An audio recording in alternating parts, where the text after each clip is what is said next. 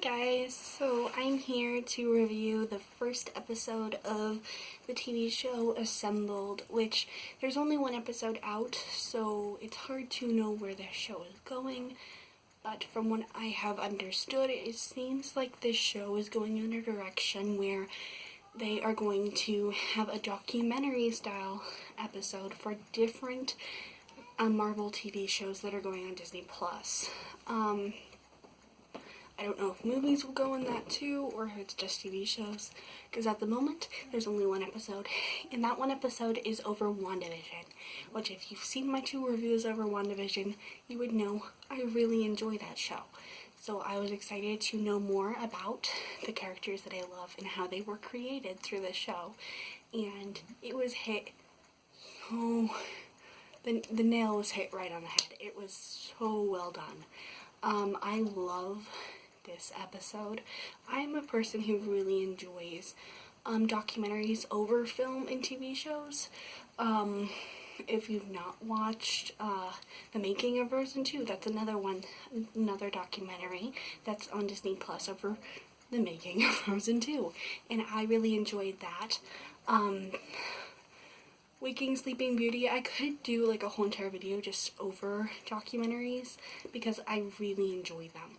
But I also know many documentaries are bad.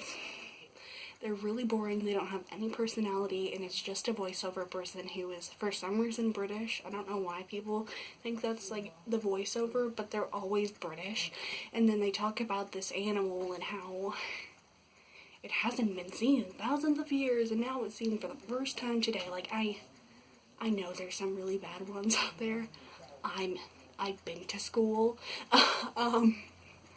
But I really enjoyed this one. One, there's personality. It's something I really think a documentary needs to have, is personality. It can't just be this British guy voiceovering some footage of an animal, which is really hard when you're doing an animal, but when it's over people that can't talk to the camera, in my opinion, they should talk to the camera and talk about what's going on in the show, and because the person, I think, has a lot more personality and understands what they're talking about a lot more than some person who just was like, oh hey, I got a phone call, and the person's like, hey, can you voice over these couple of lines? And yeah, so I really like that part of the show. Also too, it has wonderful facts. The facts in the show are really cool, and seeing how it's all done is really cool. Like how they had to paint Paul Bettany, who plays Vision, blue during the black and white scenes, and how they did the visual effects. I always find that really interesting, and I really enjoyed how they showed that in this documentary. I also really liked how they showed the wires and how they did Wanda's powers, especially in the first 2 episodes. And all of the flying stuff. I really thought that was really well done, and because it's interesting, at least to me, I find that stuff really cool. And how the actors are talking about how the characters have changed throughout time from Age of Ultron and for Vision since Iron Man, if you want to count Jarvis, till WandaVision, and how they changed as how the characters have changed, how things are done has changed. I really thought that was done really well. It was also cool to see the actors interacting and telling us all these things of how they got the part and all these things, because they were really cool to be able to see how much these people cared about what they were doing, and tried to give stories about what was going on. That's really cool. There was one where the actor that played Monica was Yeah, during the auditions, they gave us like an 80s script, and I had no idea what was going on because all I knew was that I was auditioning for Marvel in the 80s, and Marvel, like stereotypical Marvel, are two completely different. So that was really, really cool to see like her tell that story. And there's a ton of that in this show so far, and I think that's one part that really helped this show be really interesting. Also, I'm a fan of WandaVision. I love Wanda and Vision. I love the show. I love all the movies they're in. And so it was really, really interesting to see more of the actor behind the character, because you don't always get to see how they do what they do for the character and how that's represented. And I thought that was done. They did a ton of that in this show, and I really enjoyed that.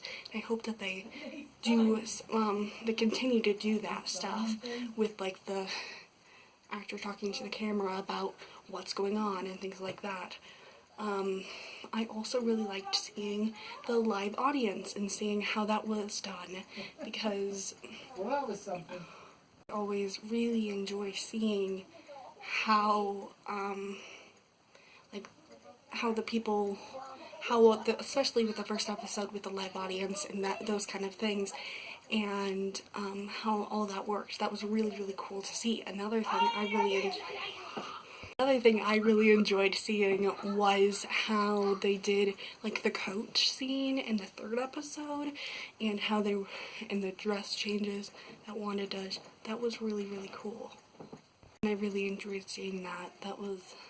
I just loved how they represented what these characters are going through in this show, and how they took that and then they're like seeing how the actors show that through what your surroundings are while the making of the show, because I can imagine that the surrounding of the show and the community of the show really impacts how the show is made.